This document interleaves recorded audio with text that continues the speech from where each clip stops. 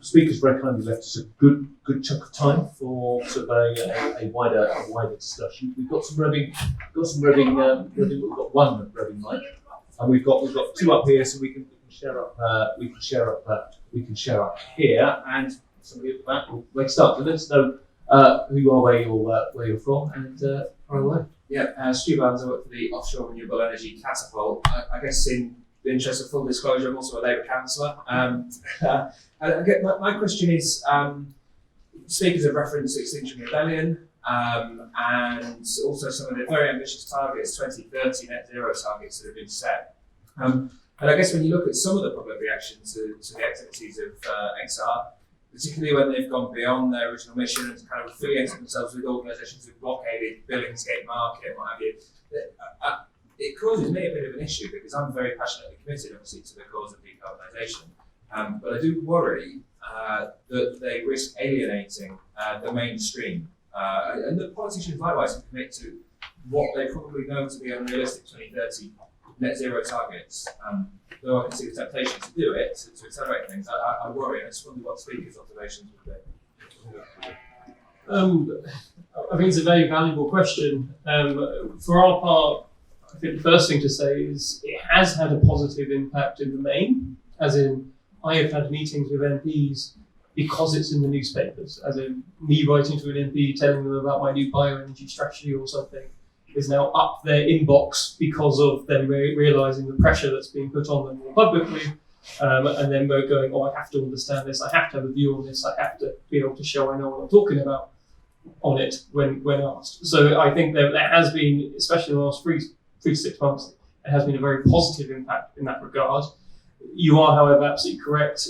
With all of these things, we have to be able to take everyone with us. It's not a case of just the greenest people decarbonising, it's a case of the whole economy decarbonising, and it is working out how do you adapt to those messages so that it's not threatening to people, that they understand that there are going to be serious lifestyle changes that are going to happen, but that they are possible, and being able to take people with you. And the other flip side of that as well is also making sure that there is the business case for doing it, and actually sometimes in some of what the messages that is missing for me in some of the Extinction Rebellion piece is recognition that the largest decarbonisation has come from the private sector so far. It's been investment that's come from there and been driving it. So I think there is a valuable public discussion that is to go on there. That is not to say you fight against the Extinction Rebellion. I think we have to benefit from them and we have to build upon the positive message that's been made there. But it's about having that public discussion, having it open. James? Yeah, I mean, on the XR thing, I'm not sure I'd have picked Canning Town as the tube station out of Dublin, which is deep in the heart of the east end of London. That wouldn't be where I was. But I think on that, firstly, they've got to be congratulated because they have captured the public news. I don't think Extinction Rebellion are a single unit anyway. They are a collection of people, some of whom have extraordinarily valuable things to say, and even the others that don't. And I think going back to being a councillor, I was a councillor too, and there were 47 Labour councillors and 1 Green councillor. Now, I liked that, mainly because I actually agreed with the Green councillor on a huge amount. But in that dynamic, she was sort of out there saying things that were politically unpalatable, but in comms there is this horrible cliche, the Overton window, which is that the more you can push sort of the boundaries of debate, the more you can change the middle ground. And I think certainly what my experience within the council was, she was saying things like, even bikes release PM2s and we need 2.5s and we need to all be more pedestrianised. All that allowed me to make a much more sensible suggestion, which is we're going to whack 90 quid on diesel cars on their parking permits, which 3 years ago would have been completely unthinkable, but actually we got that through. It wasn't deemed particularly radical. So actually I think they'd be hugely positive with that. Secondly, I think I'm knocking on the doorstep about the cost of it. I'm sort of, and I think we discussed it a little briefly earlier, is that I'm less concerned about the cost actually, because looking now, especially sort of great successes we've had around here, is that now offshore wind is cheaper than wholesale energy price. And the cheapest way to renew our energy infrastructure is going to be through renewables and smart technologies. It just is, and I think in 10 years' time, electric vehicles are going to be the cheapest way to do it. Heat, we haven't got a solution for yet, or not what I've heard, but nonetheless, I think you can say, look, it's actually becoming cheaper The political issue is going to be the jobs and the just transition. And I don't think the renewable movement have got a good enough answer for that. But no, I think it's been a very positive thing. It's been a fantastic year.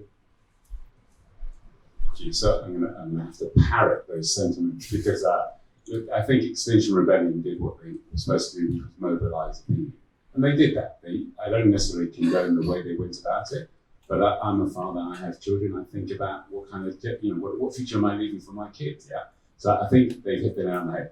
They're not sophisticated. So I don't think they really understand what it means. And I remember there was one example of a campaign by Extinction Rebellion, and they had a horrible diesel vehicle. They're churning out fumes at the back. That was part of their campaign. They were oblivious to the fact that that was there as part of the diesel that they're vilifying. So I think it is going to be difficult. I agree with the speaker. There's a lot of talk about the costs of renewable technologies coming down. It's been amazing how much, particularly wind and solar, have come down. But there is still a significant investment that will need to be required. If you're talking about retrofitting 25 million households, replacing gas boilers with potentially hydrogen boilers or heat pumps, that is a significant endeavour there. And that's just one part of the equation. And I think the other thing we need to understand is we talk about decarbonisation as though it's a one-thing issue. You're looking at a whole system. Yeah? So you're looking at generation of power, transmission, distribution, all these different elements that have to be synced up. There's going to be opportunities maybe to optimize the way we manage energy. That means that you won't have to spend so much, but it's a complicated matter. That's all I want to say. Okay, brilliant. We've got another question back with us. I think just yesterday, the day before, I heard Rebecca on Bailey talking about 60 billion. That's maybe 200 billion. It didn't seem like a terribly clear policy to insulate homes. And I just wondered, if you had 60 billion to spend, is that how you'd spend it? Well, you've got I'll give you a short answer. Again, back to my earlier point about a portfolio play, I think there's a number of solutions. So you go for the quick wins. So clearly energy efficiency and insulation is part of that equation. But then you're going to have to go one step further and think about what about the boilers that you need to replace. So I think we should look for easy wins, but there will be investments required that are somewhat more complex as well. That's the short answer. So I think actually I will go this way. You took going first. That was supposed to be helpful to you, so you wouldn't have. But then I realised it got stitched up instead. On the costings, then costings or whatever. I think on the fact of the housing stock, we have to do something about it. And we've now come off 4 years of, I think this is the first time there has not been a government-funded insulation scheme available to people. And we've been doing it since the 70s. And we've got the worst housing stock in Europe when it comes to heat. So we have to do something. I think we can also start with building some of the houses we're already building, which are already not net zero. We will have to retrofit the houses that are getting built today. That's madness, and we have to do that. And the other one is, there are lots of reasons why we've got bad housing stock, but there is also a social justice element to this, is that the poor quality housing is nearly always done by people who are struggling to afford their heat, and fuel poverty, and poverty overlaps almost entirely. So it is there is a benefit there to do it, and we have to do it. And I think there's also some evidence that it's actually quite a good job creation scheme anyway, but away from that side of it, we have to do it. I think what I'd add to that is kind of what you're saying. You asked, would I spend 60 billion on that? Probably, yeah. Energy efficiency needs to be done. It's not that great a big amount at the end of the day. An awful lot more is needed. I think the bigger thing in that announcement was actually the lack of detail around how they are proposing to spend that money. So they were talking about grant schemes for the fuel poor, and they were talking about a loan scheme that you then pay back through your energy bill for those that can afford it. Now, anyone that's been looking at energy system or looking at energy efficiency and heat in the last 10 years, that will ring bells of the Green Deal, and some concerns going, oh no, you have the Green Deal again, that didn't work. Can the Green Deal work? Well, yeah, probably if it's designed properly, but that needs an awful lot of detailed policy work and understanding what are the real impacts of this. It needs to be designed properly. So if you're going to be spending that kind of money, make sure it's designed properly first, and that's the discussion that needs to happen around here.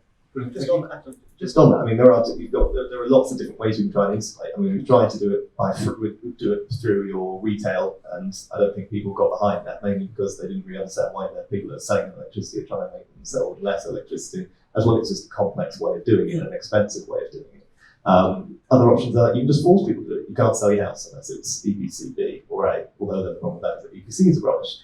You can try and mandate people to do it with giving them money, but that hasn't worked either since the 70s. So there are lots of different ways of doing it. We're probably have to do sort of little bits of all of it. It's all going to cost. It will either cost through your energy bill, or it will cost through your taxation, or it will cost through having higher electricity bills, but it has to happen. So don't we come up with something that's politically sellable, do that one.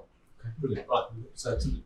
Hello, I'm Gordon Watts. I'm the Sustainability Manager at South Yorkshire Housing Association. So I spend most of my working days rubbing my chin, thinking about how are we going to meet the retrofit challenge, and how are we going to pay for higher standard new builds, standards as well. So as you say, we're going to have to retrofit the stuff we're building right now.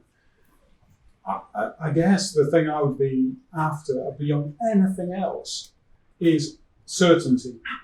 It being set clear targets that by this date we need to be hitting that. The sector, the building, whether it's retrofit or new build sector, can then set its stall out to meet those targets, and we can work steadily towards meeting those targets. The worst thing we possibly face is constant, politicians, frankly, that we work on 5-year cycles. We cannot get certainty going forward. Do you think there was the potential for going beyond 5 years, getting commitments of policy commitments that go beyond 5 years, and it doesn't reach that 5 years, then that gets dropped till we get something else? Because that's one of the biggest problems we face. I suspect the answer to that is make sure there's a thumping majority for whichever party gets elected. James, what do you think? Well, actually on that, I think there is also a mindset that the Tories didn't have the majority last time round, yet if they wanted to put and with the environmental bill that showed it, just because the parties don't have a majority, passing an ambitious climate change bill would have passed the House 600 to maybe 50. I don't know if anybody would have voted against it. Just need to table it. On the point about consistency, when I was working with Mark, I think I've written probably about 500 press releases all saying we need more certainty. And I don't know where you're getting 5 years. I would aim for 5 years certainty for some of our sectors. It was policies were disappearing sort of every couple of months. And I think that politicians hear about the COP, all we want is certainty and stability. The problem with that is, and actually as a lobbyist now I don't want certainty, otherwise I'm out of the job. I quite like chaos. But the other problem with that is that it's very easy to say we want certainty from a minister. They hear that from 99% of the people they see. The problem is that you've walked every 99% of people that see is that they want what they want to happen, and then they want policy certainty. And that's where you occasionally lose the consensus, is that everyone wants policy certainty once their particular policy has been enacted. I generally agree with all of that. It is, of course, not in the nature of politicians who are trying to look after their majorities to be able to commit to that kind of certainty, and that's unfortunately the political reality in which we operate. The other side of that, though, is recognising that we are entering a new area of sort of how energy policy should work going forward. We have now had the subsidies and the support mechanisms. We are moving into a situation now where support mechanisms have either been reduced, have either been cut completely, or generally lack ambition. But all of that is now a challenge to industry in saying, well, how do you do this without that kind of public direct fiscal support? There's other kind of support that government can give and we should do. But the advantage of that as well is that you're not so beholden to a fiscal policy that is subject to money being put on taxpayers, money being put on energy bills. Someone has to pay for it at the end of the day, but if you're not so dependent on a kind of direct fiscal subsidy that can be easily pinpointed by an opposition party or by those that don't like what that subsidy is doing, then maybe you start to get a better form of certainty going forward. So I think there's a lot of questioning. All the presentations today have said 2020 is a big year for energy policy. Well, there is a question there for the industry. If you do want fiscal support, what form does that fiscal support take? Can you get another kind of support And if you're getting another kind of support, how can we ensure that's a more stable kind of support that isn't so easy to undo? Adrian? Yeah, wonderfully straightforward question, and I totally empathise with you. So if I think of examples where we've been down here before, so the push by government for us to buy diesel cars is the classic one. More recently, the grant support for hybrid electric vehicles was reduced and eventually phased out. Regulatory uncertainty does not help investment. The only comment I would make, I totally agree with my colleagues on the panel said, I think the big thing is the energy transition is happening much more quickly than people realise. So, we used to talk about this taking decades, an energy transition taking decades. It's happening much faster than that. And you will remember, John Brown's comments about collapsing in time. So I think in some way you need to have regulatory stability because things are happening so quickly. Yeah. You need to have some fixed point that you can lodge your investment to make that decision. But let's see. I think on that as well, one of the things that actually terrifies me about the nationalisation side of it, the centralisation of it, is that we have moved beyond now the energy market. It is moving so quickly that I don't want government picking winners or losers, which I think in 2010, the government predicted under 1% of our energy would come from solar, very little from wind, a huge amount from marine. Well, if we'd have followed that in a 10-year plan in 2010, we'd be completely down the wrong road by now. And technology is moving so quickly that actually there are some areas where I don't want any certainty. At the moment, Ofgem are going through Rio 2, which is the new grid tendering process, which is going to bring us up to 27, 28. The problem is that nobody can answer the simple question with Ofgem: what type of grid do you want in 27, 28? Are we going to have 8 nuclear power stations? Or are we going to have 40 gigawatts of offshore wind, or onshore wind, 30 gigawatts of onshore, 32 gigawatts of onshore?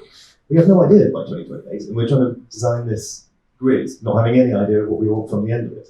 So actually, policy development can also be a down player, and anything that's trying to centralise and anything that doesn't have that, in my experience, sort of 10 men sitting around a table centrally does not usually lead to good decision making. Council. I'd just like to pull the panel up on what I often hear, that we've got to go for the quick wins first. And sort of speaking from experience, it's sort of, this makes progress rather like running a marathon. The nearer you get to the end, the further the end goes away from you. So should we not, is it not very short-termism to go for the quick wins and then leave the big problems to some kind of future? Should we not be thinking about the bigger problems now and sort of pre-planning more seriously for those? Okay, hold back and we'll take the colleague over here as well. Hi, Bob Barnes, financial consultant in clean energy, and also from Islington, support that green councillor that James was talking about just there. He had a very different view of things to James. My question is about collaboration. We've heard a lot about that this morning, particularly in the carbon capture and storage front.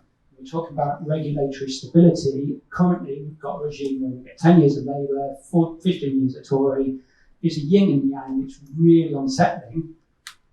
How are the views on a method of proportional representation? Would that stabilise the system and stop this yin-yang approach? Okay, there's 2 very different questions there. We'll see you can take them both together. So it's kind of, is it right to go for the quick wins, or do we need to think about some of the longer term targets, and maybe in the context of actually addressing some of those longer term targets, maybe a different electoral system would it make it easier to get them? Firstly, on the quick wins. I personally don't think of it as quick wins. I think of it as how do you ensure that what you've already succeeded continues in order to provide a pathway to delivering those future technologies. So what do I mean by that? If you look at this area, lots of bioenergy, you have Drax up the road, they are doing large amounts of biopower production. How do you ensure you have an existing biopower production system to then also deliver your bioenergy with carbon capture and storage down the road? Without one, you do not get strategically important negative emissions later on.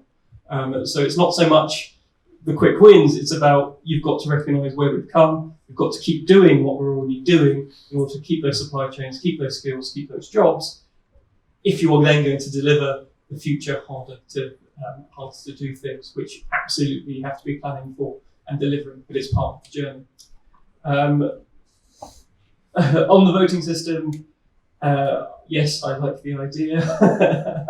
I think hopefully what you would get out of that is a much more less of, what we're seeing right now within the different parties is a race to look the greenest with high-level technical messages, but not really any detail around them. Hopefully, what I would like to see happening if such a voting system came forward is much more collaboration between the parties and talk about really how to work out this together and get much more when we talk about cross-party support, it's not just that they like the idea, but they actually like the policies and can see some discussions in delivering them. Whether that's a realistic proposition to happen anytime soon in the UK, I think is a very different question. Let's go to Adrian next. So I'm going to opt out of that tricky question, the political one. I'm going to let James handle that one. The quick wins, and as soon as those words left my lips, I thought someone's going to pick me up. So well done, you. I was loose on my language, and I deserve to be corrected in public. I think the other way of interpreting it is a phased approach. So I think the complexity of decarbonising all our different segments. As I mentioned, we've done power generation already. We have the thorny issue of decarbonising the heating segment within the UK. Improving energy efficiency is an easier step to start that process. It will have carbon mitigation, carbon benefits, yeah. And it's easier to do than replacing boilers, for example, or blending 20% of hydrogen into the existing gas infrastructure. That's a longer term play. So I think that the way I would just position it is, it's a whole system. We have to look at all these different segments. They all play on each other, and we have to do a phased approach. Some of that phased approach is easier to do than some of the other elements later on. But we're still going to have to tackle all the segments, all the areas of carbon emissions. Some will be easier than others. That's, I think, I was trying to articulate. So apologies and thank you for that. And I agree with the phased approach. That's why the Climate Change Act for me is so important, because we don't have to try and figure out this entire problem. Does anybody, I keep on joking about heat, but we have no idea how we're going to do it. It could be hydrogen, it could be heat pumps, it could be some other thing. And a government going down too early down either path could be really expensive and wrong, or counterproductive. So I think there is a good reason to try and do them in chunks. I think it would also be better if the energy minister had to lose a finger if they didn't deliver on it, or have a pet that they like publicly destroyed. I don't know what's going to encourage them to obey the Climate Change Act, but some sort of more stimulus I think would be a good idea. On the Islington Green, I actually loved Caroline. She was fantastic, one of my favourite councillors, and the second most knowledgeable person in this area in the council after myself. She was very good. I think at the moment we are stuck, and I think one of the fascinating things in the general election at the moment is going to be that we are going to see, especially in places like Wales and actually maybe even in the northeast, we are going to see 5 strong parties in individual seats, and you're going to see MPs elected with 27%, maybe 28% of the votes, and I think that's dangerous. But on the other hand, our parliament and the traditions take a long time, and I don't know if voting reform is going to make us a more consensual or consensus-based political environment to live in. I think it's not in our nature to do that, so I don't know what the problem is there. I don't know the solution for it, but I think probably, as I said, if we just, especially on this issue, where there is such a majority within current parliamentarians, we actually just need a shift of focus. Actually, let's just have a really ambitious bipartisan bill, and I think that could be the way forward. Okay, well, let's go. Set the microphone back to Adrian. So any sort of closing remarks? No, I guess the only thing that's while James was talking, the only thing that just struck me is, when you talk about these things, I'm going to sound like the big ugly brother of Greta Thunberg, yeah. So I'll warn you now. We're at this event here. It tends to be in your peer group. Talk to younger people. This is top of mind, yeah. You talk to your average 16, 17-year-old. They do think about this, and they do ask the question, why is it taking so long? Why are we delaying? Yeah, you're messing up our future. And I'm sorry that sounds very trite like that, but I think that's a big element of the jigsaw in terms of the politics. I really hope that this generation, when it comes to the election, when they're old enough to vote, that they make their voice heard, because we will be held accountable for that in the future. That's all. Okay. James? Just a quick thing, how many people here are businesses in this environment, in this sort of energy and environment? Okay, so there are a few. I'll just leave it on this actually, is that I used to end every REA session on this, is if you are working in a business, contact your local MP, especially during elections. On dank Thursday nights, Friday nights, they have to be in a parish hall or a community centre somewhere. Go and tell them that this is my company, this is what I want you to do. And especially during the general election, you really can make a difference, and you can put this issue first and foremost. Politicians really do react to local pressure, so that would be my during politics, and especially in the next 6 weeks. Wonderful. I think my last message is kind of looking forward to December the 12th. In many ways, as has been discussed, a lot of the parties are now talking the right thing, they're all talking the right line. Lots of different policies being persuaded, but in some ways what happens on December the 12th because of that is less important than what happens the 12 months afterwards. So we now have a really strong opportunity with COP26. A new government will have some kind of new mandate, goodness knows how strong it will be, but they'll have some kind of new mandate to deliver on the environment, and we will have COP26 to hold their feet to the fire over it. So the next 12 months is really important that we as industry, we as business do that. So,